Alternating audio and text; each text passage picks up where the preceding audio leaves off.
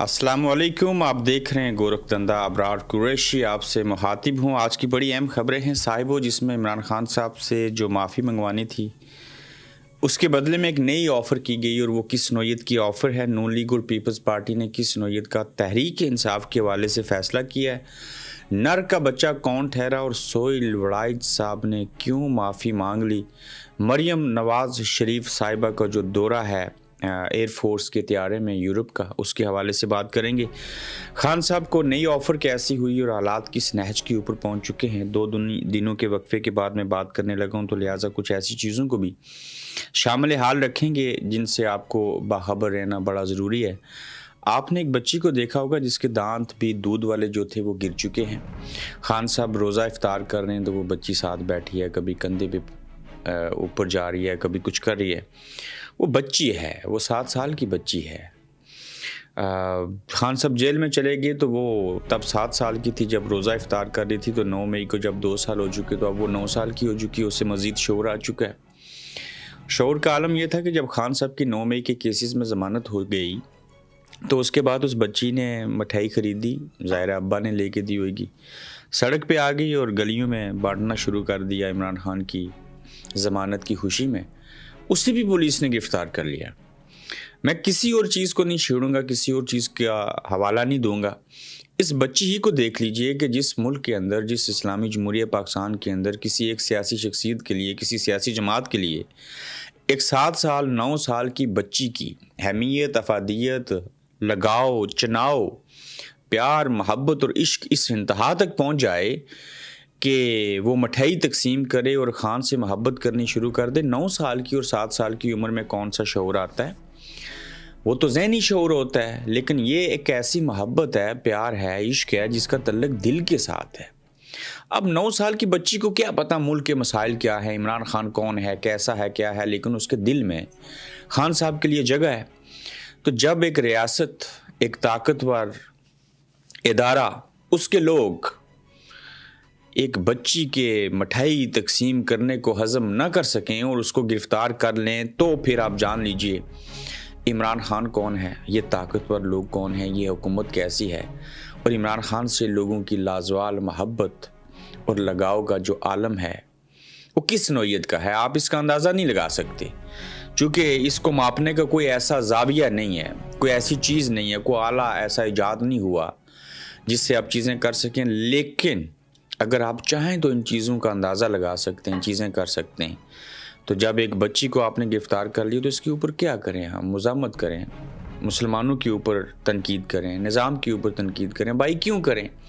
जब पता है हालात साज़गार नहीं है, हालात ऐसे हैं, सारे वाक़यात ऐसे हैं, तो फिर क्या तनकीद करनी, क्या मज़ामत करनी। हाँ, ये मैं ज़रूर कहूँगा माज़रत के साथ, अल्लाह करे ये और जुल्म हो पाकिस्तान के अंदर, ये निज़ाम और एक्सपोज हो, और ऐसे जुल्म के ऊपर अल्हम्दुलिल्लाह कहना चाहिए जिसने इस पूरे निज़ाम को नंगा और गंजा करके सड़कों के ऊपर घुमा दिया।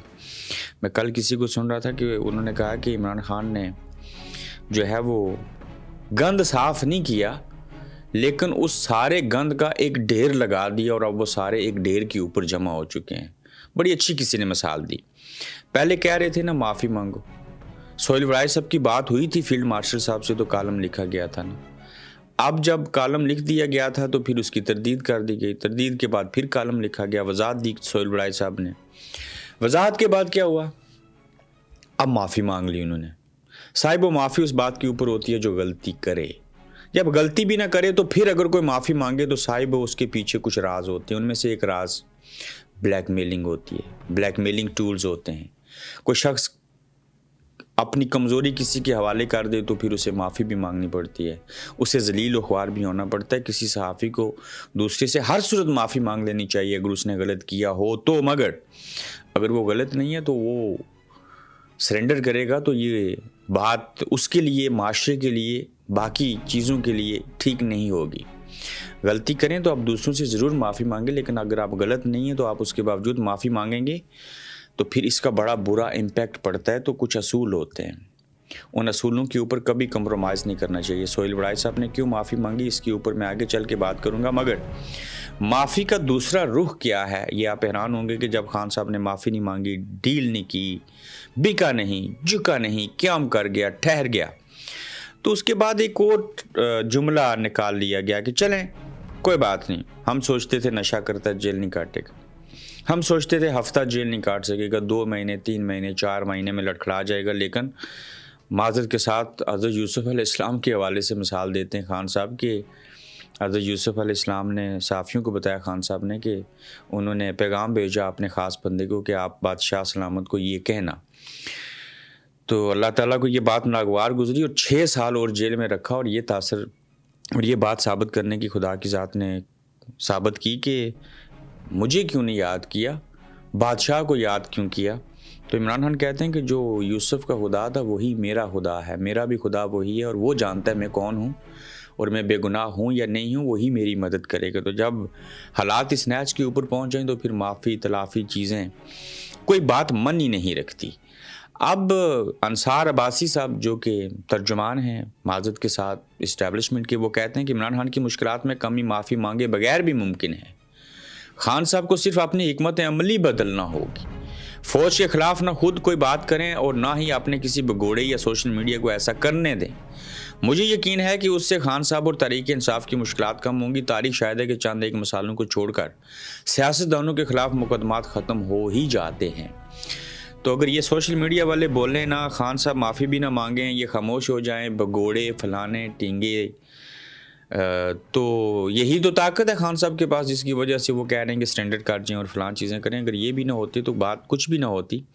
لیکن یہاں پہ کچھ اور بھی کہا گیا ہے صاحبو. مذاکرات میں کیا طے ہوا تھا، ایک انکشاف کیا گیا ہے. جو تھوڑے بہت مذاکرات ہوئے ان میں عمران خان کو بڑا ہلکا سا لفظ کہا گیا تھا کہ یہ کہہ دو، یعنی کہ معافی بھی نہیں مانگو، انگریزی بول دو، اردو بھی نہیں بولو. اس انگریزی کی پاکستان کے عوام کو سمجھ بھی نہیں آئے گی 70% کو. وہ یہ کہا گیا تھا کہ یہ کہہ دو کہ آئی ریگریٹ وٹ ہیپنڈ، یعنی کہ جو کچھ ہوا اس کے اوپر مجھے جو ہے وہ ندامت ہے. میں پھر ریپیٹ کرتا ہوں، آئی ریگریٹ وٹ ہیپنڈ، میں اس بات کے اوپر ندامت محسوس کرتا ہوں جو کچھ ہوا. کیا ہوا؟ 9 میں ہوا، اور اس کے اوپر مجھے شرمندگی ہے، ندامت نہیں شرمندگی ہے. لیکن انہوں نے نہیں کہا. وہ کہنا چاہتے ہوں گے. اعجاز الحق صاحب نے یہ انکشاف کیا ہے جو ضیاء الحق صاحب کے صاحبزادے ہیں. تو یہ ساری صورتحال ہے. آگے دیکھیے نر کا بچہ اور اصلی لیڈر کون ہے. یہ بات جو ہے وہ بڑی دبنگ طریقے سے بڑے اچھے قانون دان ہیں انہوں نے کی ہے. علی احمد کرد ان کا نام ہے اور وہ ویڈیو سننے والی ہے، دیکھنے والی ہے. کہتے ہیں میں کبھی عمران خان سے نہیں ملا ہوں، میری ان سے بات نہیں ہوئی، نہ ہی اس کی پارٹی کا حصہ ہوں، نہ ہی شاید ہوں گا. لیکن اس ملک میں بہت عرصے بعد اگر کوئی جینون صحیح پائیدار لیڈر اور نر کا بچہ پیدا ہوا ہے نا تو وہ عمران خان ہے.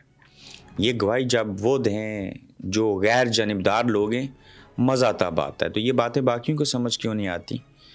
تو عمران خان جس طریقے سے جس سلیقے سے ان سب لوگوں کو اپنے سامنے گما کے مار رہے ہیں، یہ وہی جانتے ہیں جو ان کے وکٹم بنے. آج عمران خان وکٹم نہیں ہے، عمران خان کے وکٹم کوئی اور ہیں. نون لیگ اور پیپلز پارٹی نے کس نوعیت کا فیصلہ کیا؟ لوگوں آپ کو معلوم ہوگا کہ سیٹیں چھین لی گئی تھی درجنوں کے حساب سے. اس کے اوپر جو ہے وہ ضمنی الیکشن ہونا ہے. تو نون لیگ اور پیپلز پارٹی نے فیصلہ کیا ہے کہ تحریک انصاف جس کا لیڈر جیل میں ہے، جس کا انتخابی نشان چھن گیا اور جس کے جلسے جلوس پر پابندی ہے، اس کے خلاف پھر سے ہم مل کر الیکشن لڑیں گے. ان حکومتی جماعتوں کا حال اب اس پنجابی لطیفے جیسا ہے. کہتے ہیں کہ جگل ساڑے تے آ گئی تے ہار ہی مان لیے. میری سوری پنجابی اچھی نہیں ہے. اسد عمر ایسے کہہ رہے ہیں، اسد عمر بھی وقفے سے بول رہے ہیں. پہلے کہتے ہیں کہ ہم مرضی سے حکومت میں نہیں ہیں، پھر کہتے ہیں پیپلز پارٹی والے کہ نون لیگ ٹھیک حکومت نہیں کر رہی. اب جب بات آئی تحریک انصاف کی ضمنی الیکشن کی تو کہتے ہیں اکیلے تو ہم الیکشن لڑ نہیں سکتے، ہم دونوں مل کے لڑتے ہیں. آپ چھوڑیں پیپلز پارٹی اور نون league, Jamaat Islami, Peoples party, نون لیگ، MQM، میں کہتا ہوں انکلوڈنگ مولانا فضل الرحمان، سارے مل کے آ جائیں عمران خان کے کسی بھی امیدوار کے مقابلے میں، آپ پھر بھی الیکشن نہیں جیت سکتے. لیکن شرط یہ ہے کہ الیکشن جو ہیں وہ فری اینڈ فیئر ہونے چاہیے. میں کہتا ہوں عمران خان وہاں پہ کسی عام سے شخص کو کھڑا کر دے، خود بھی جیل سے بیٹھ کے الیکشن نہ لڑے. آپ سب پاکستان کی جماعتوں کے امیدوار آ جائیں، کسی حلقے کا انتخاب کر لیں. کسی بھی حلقے کا انتخاب کر لیں آپ نہیں جیت سکیں گے. کسی بھی حلقے سے مراد یہاں وہی سیٹیں ہیں جو تحریک انصاف سے چھینی گئی, اور ان سیٹوں کے اوپر جو الیکشن ہو رہا ہے ان میں سے کسی بھی ایک حلقے کا انتخاب کر لیں. میں کہتا ہوں زرداری صاحب, نواز شریف صاحب, بلاول, مریم, سارے مل کے امیدوار ان کے ساتھ آ جائیں نا. ایک طرف سے الیکشن لڑیں اور دوسری طرف عمران خان نہ ہو, وہ جیل میں بھی ہو, وہ آپ نے کسی اور بندے کو نامزد کر دے, یہ الیکشن لڑے گا, آپ نہیں جیت سکیں گے. یہ آپ نے عمران خان کو ایسے بنایا, اتنا مضبوط بنایا ہے. تو انصافیوں کو نئی سزائیں ہوئی ہیں جناب. فیصل آباد انسداد دہشت گردی عدالت میں فیصل آباد کے اندر رانا ثناء اللہ کے گھر حملے کیس میں شبلی, فراز, عمر ایوب اور زرداج گل سمیت 59 ملزمان کو 10 سال قید کی سزائیں, اور فواد چودھری اور زین قریشی بری ہو گئے. اب دیکھیں دوبارہ سے سزائیں, کہاں فیصل آباد, کہاں رانا ثناء اللہ, کہاں 9 مئی, کہاں زرداج گل, عمر ایوب, یہ لوگ وہاں تھے بھی نہیں, پھر بھی سزائیں ہو گئیں. بھائی جان یہ ایسی سزائیں ختم ہوں گی, بس آج 97 ڈیز باقی ہیں کسی کی ایکسٹینشن کو, اور باقی چیزوں کو دیکھتے جائیں, سنتے جائیں, شرماتے جائیں جب تک عمران خان میں جیل ہے. چاہے وہ نواز شریف صاحب بھی کیوں نہ ہوتے جیل میں, زرداری صاحب بھی کیوں نہ ہوتے, یہی عالم کیوں نہ ہوتا, ویسے کسی کو بھی جیل میں نہیں ہونا چاہیے. آپ ملک کو نہیں چلا سکتے. گندم گئی نا 600 روپے اوپر, ابھی اور بہت کچھ ہونا ہے. اب تک ملک پتہ ہے صاحب وہ کیسے چل رہا ہے, پیٹرول کی قیمتیں بڑھا کے, ڈیزل کی قیمتیں بڑھا کے, مٹی کے تیل کو مہنگا کر کے, ٹیکسیز لگا کے, اور یہ ساری حرکتیں کر کے ملک کو کسی مصنوعی طریقے سے چلایا جا رہا ہے جو کہ زیادہ دیر نہیں چل پائے گا, اور ایسی چیزیں جو ہیں وہ نہیں ہوں گی. عمران خان کی مخالفت کس نوعیت کی ہوئی کہ پی ٹی آئی پارلیمانی اجلاس میں عامر ڈوگر نے کہا کہ جب نواز شریف جیل میں تھے فیصلوں کا اختیار خواجہ آصف کو دے دیا گیا تھا. سب نے اس بات پر اتفاق کیا کہ عمران خان کو فیصلوں کا اختیار کسی فورم کو دے دینا چاہیے. ساتھ ہی اس بات پر بھی اتفاق ہوا کہ opposition leader P T I سے ہوگا. پی ٹی آئی رہنماؤں کی عمران خان کے فیصلوں کی مخالفت فہیم اختر جو ہیں وہ ایسے کہہ رہے ہیں. تو عمران خان کو کسی صورت کسی اور کو فیصلے کا اختیار جو ہے وہ نہیں دینا چاہیے. وزیر اعظم کا دورہ قطر اور خطرناک ڈیل کی نوعیت کی گئی. وزیر اعظم شہباز شریف قطر جا رہے ہیں, وجہ بڑی خطرناک ہے. ایسے اسکینڈلز کا بندہ دنگ رہ جائے کہ قطر سے LNG کے 177 کارگو شپس جن کی لاگت $5 ارب ہے اور 2030 تک خریدنے کا معاہدہ کر لیا تھا, جس کی اب ہمیں ضرورت نہیں ہے. خریدتے تو بھی $5 ارب دینے ہوں گے, خریدتے ہیں تو ملک میں کھپت نہیں رہی, جبکہ اپنے ملک کی لوکل گیس پروڈکشن بند کر دی ہے. رؤف کلاسرا بالکل ایسا ہی معاملہ ہے, آئی پیس کا ہے. یہ رؤف کلاسرا اور دیگر لوگ جو ہیں وہ انکشاف کر رہے ہیں. مریم صاحبہ اپنے لاؤ لشکر سمیت گئی ہیں. مریم اورنگزیب کے بچے شامل ہیں. مریم صاحبہ, مریم نواز کی جو سہیلی ہیں وہ شامل ہیں. وہ ثنا, کیا نام ہے اس لڑکی کا, اس کے گھر میں کسی دور میں ٹوائلٹ بھی نہیں ہوتی تھی. بس یہ خوبصورتی کے باعث لوگ کہاں سے کہاں پہنچ کے, ایئر فورس کا طیارہ ہے, 35 لوگ وہاں پہ گئے وہاں پہ ہیں ایگریمنٹ کرنے, کچھ معاہدے لینے, کوئی انویسٹمنٹ لینے, کوئی قرضہ لینے, تو لاکھوں روپے کے سوٹ پہنے ہوئے ہیں. ایئر فورس کے خصوصی طیارے میں گئے ہیں, پورے خاندان کو ساتھ لے کے گئے ہیں, اور مہنگے ہوٹلوں میں ٹھہر رہے ہیں. اتنے مہنگے ڈیزائنر بیگ تو جن سے قرضہ مانگنے گئے ہو ان کی بیویاں استعمال نہیں کرتی ہوں گی. تو یہ بھی سب ایک گورکھ دھندا اور ساری کہانیاں. تو سہیل وڑائچ صاحب نے جو معافی مانگی ہے یہ ان کو نہیں مانگنی چاہیے تھی اگر وہ ٹھیک تھے تو, اور واقعی وہ ٹھیک تھے, یہ سارا کچھ ہوا تھا. اب سہیل وڑائچ صاحب کا معافی مانگنا, اس کے پیچھے میں یہی کہہ سکتا ہوں کہ کچھ ایسے لوازمات ہیں, کچھ ایسی چیزیں ہیں, کچھ ایسی ان کی کمزوریاں ہیں جس کے باعث یہ ہوں. اقرار الحسن صاحب ہوں, کوئی اور ہو, تو وہ بلیک میل ہوتے ہیں لوگ, تو وہ حق سچ بات بھی نہیں کہہ سکتے. میں نہیں کہتا سہیل وڑائچ صاحب برے آدمی ہیں یا فلاں چیزیں ہیں, لیکن اگر انہوں نے بات کی تھی, صحیح کی تھی, تو اس کے اوپر ان کو قائم و دائم رہنا چاہیے تھا. بہرحال یہ نظام ہے, یہ حالات ہیں, یہ واقعات ایسے ہیں کہ اس کے سامنے ہر کوئی عمران خان تو ہے نہیں ہے جو ٹھہر جائے, قیام کر جائے, بکے نہ اور جھکے نہ. اپنا خیال رکھیے گا, اپنا فیڈ بیک دیجیے گا, تو انشاءاللہ جلد آپ سے پھر ملیں گے. آپ دیکھ رہے ہیں گورکھ دھندا ابرار قریشی کے ساتھ.